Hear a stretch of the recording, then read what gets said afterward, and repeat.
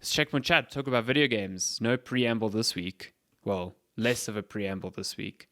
Wow, I hit a peak there. I don't know how that happened. Dude, never too late to peak enough. Wow. What have you been playing? My God, I've been playing a lot of Mario this week. Fantastic. Not just the 35th anniversary Mario, I'll have you know. I actually finally sat down and I finished Paper Mario, the Origami King. Finally. The saga comes to a conclusion. Yeah, my word. I started this game many weeks ago. Ooh, casual monster plug there. You did that into the mic on purpose. Hell yeah, I did. So I started this game. When did it come out? Was, I don't know, like 2 months ago, maybe even 3 months ago. It's been a long time. End of July. August, September. Yeah, so it's been more than 2 months ago. That's a long time. I mean, what is time this year anyway? What is time? We an inch away from October. What is time? Can you believe it? So just actually, when we record next week, it will be 1st of October. I know. No, it'll be the 3rd of October. Never mind. And then the following week it will be Christmas. That's how time works. After October, it just straight downhill. Don't shake your head at me like I'm the one who makes the rule. So just to recap briefly, Paper Mario the Origami King is, as the name implies, a game set in that franchise where Mario is just a little paper moustached plumber. It's a little paper boy. It's an interesting spin-off franchise because it's not your traditional platforming. They use it as a means to explore other ideas in the Mario universe, I suppose. And in this instance, the premise is that the Paper Kingdom has been taken over by an origami dude named Ollie, who wants to make everything 3D. His name is Ollie. It's Ollie. Ollie. So Ollie, he really liked Tony Hawk. He liked skateboarding, yeah. Okay. This is the prequel to Tony Hawk. And he basically takes the paper castle to his lair, whatever you want to call it, and in order to get there are 5 streamers you have to get rid of because the castle's wrapped up in these 5 paper streamers. Ninja, Pokemon, PewDiePie. I thought about that. I was like, yeah, the whole premise of the game is to get rid of these streamers. I'm like, yeah, who are we gonna get rid of it? Got to get rid of Nintendo Dr. getting so meta. And that sort of just kicks off your whole journey to go to all these random and fantastic weird places to get rid of streamers. And yeah, the game is just something completely different to what you'd expect from a Mario game. Like I've said, this franchise uses it as a means to explore different ideas. So I don't know. You've played maybe a little bit way back when. I don't think you got stuck into it. I played a little bit, and I played. I always get confused about the other Paper Mario that I did play because it was a combination of a few. It was, I think, Paper Mario Color Splash.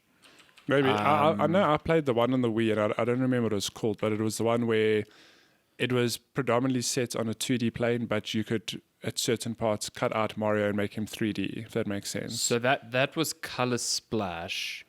But the one I played is on the 3DS. Yeah. Oh, on the Wii. Yeah. Let's see, Paper Mario. I played this one, Paper Mario Sticker Star, which was. No, wait, did I play this? This is out in 2012. I don't think. I'm confused. This franchise has a lot of spin-offs, and I've only played one of them, but the names are just lost on me. I know which one I played. It was the combo between. It's Mario and Luigi Paper Jam. So it was the combo between those two franchises. Yes, now I remember. Yeah. And that was cool because it was like combining the sort of like RPG elements with the Paper Mario, I guess, the combat. Because when I look at the combat in Origami King, I'm like, oh, that looks familiar. Is it similar? It looks similar. Yeah. Okay. Well, I don't know what you thought of the combat, but I'll just get it out there. My biggest criticism of this game is the combat. Not that there's anything wrong with it. So the way combat works, you, Mario, are put in the middle of a grid with different segments and I suppose just different segments, if you want to call it that. And enemies are laid out randomly along it. And the whole purpose of the combat is you have a certain number of turns to realign them into either a line or a 2x2 square. Okay, the combat is very different then. Oh, is it different? Okay. Yeah. So that it works very well when you start the game because it's different and it's an interest. It's almost like solving a puzzle each time. Okay. You want to line up these enemies and you've only got a fixed number of moves.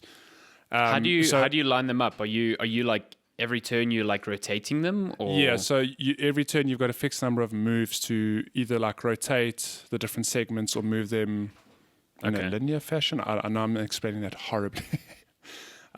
So you either want to line them up so you can jump along them in a line, or put them in a 2x2 square to hit them with a hammer.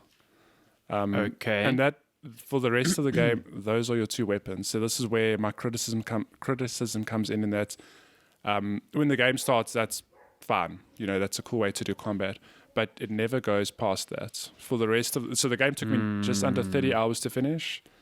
So for the rest of the game, it's just you realigning enemies, and it's really RPG light in the sense that you get different weapons, but all it does, it'll like, if you get a new hammer, for example, you'll do a bit more damage. If you get new shoes, you'll do a bit more damage.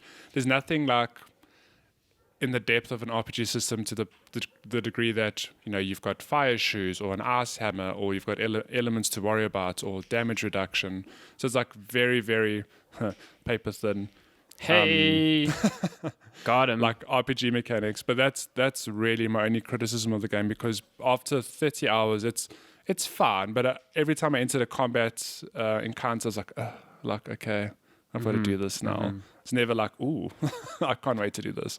I've seen that as the main criticism, like widespread for the game. So I don't think, I don't think you're the only one going, oh man, this combat sucks. No, the only time it's variates a bit is during boss fights, which are actually quite interesting in that the bosses always have some sort of, I suppose, mechanic or element to take them down, and you need to figure out what that is. And the board changes in that you're not realigning enemies anymore. It's the same circular board, but now there are arrows all over it and different symbols. And you have to plot out a path for Mario using these arrows. So he runs in a straight line, okay? Okay. And then, if say for example you start on the top of the board and there's an arrow pointing left, so at the moment he hits that arrow, he turns left. Then you need to put arrows in his path to get him to where you want him to be. Got it. Yeah. And that adds a variation to the combat, which is interesting. Yeah, the boss fights, I must say, were quite interesting.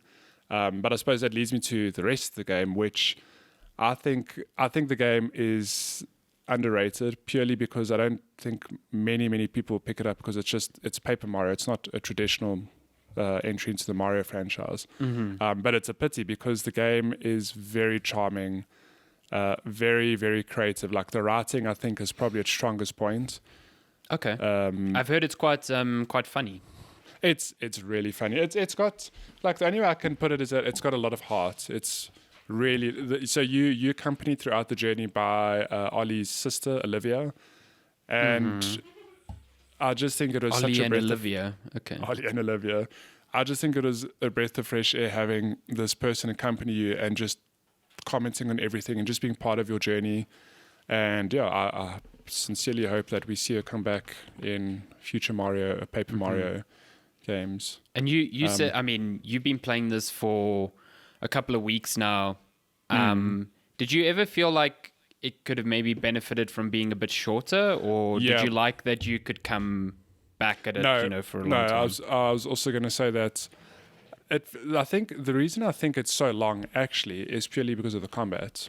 So it's a funny thing in that if for example, let's just say for argument's sake, the combat wasn't this whole grid system. It was maybe a traditional Mario in that you literally just run around and you jump on enemies, you get some power-ups. You just wahoo those enemies to death. You just wahoo them. I think the game would have been, you cut out a lot of the fluff and would have maybe then been like 15, 20 hours. And I think it would have been better for that. Okay, so you think if it was, like edited a bit more, like cut down, it would have been better. But I do think it's only stretched out that long because there are so many combat encounters, and they do take, I mean, they're not long, and like, it's 5 minutes an encounter, but you add up those dozens of, if not hundreds of 1 to 2 to 3 to 4 minutes encounters, you're getting this extra fluff that's And maybe when makes those the game feel a bit aren't long. like changing, I can understand where a bit of like Yeah. frustration really comes from. Yeah, so because there's no variation, like I say, it would have maybe benefited from having maybe a slightly deeper combat system.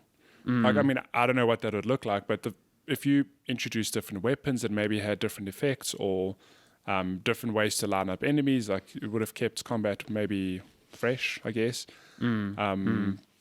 But yeah, I really enjoyed this game. Like, that criticism aside, the soundtrack is, I'd put it up as a contender for like soundtrack of the year. If You've gone on about how great that soundtrack is. Yeah.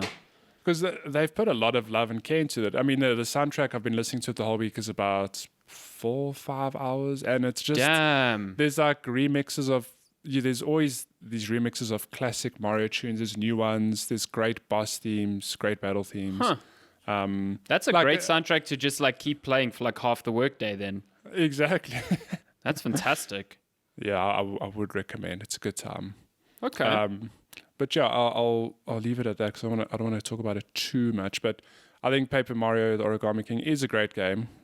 Just the combat's just if you are looking to pick it up, the combat is a bit drawn out over the long term. But the story itself, the world building, the characters, Still a good the time. music, it's a great time. Yeah, I That's good. do think more people should pick it up. Sick. Yeah.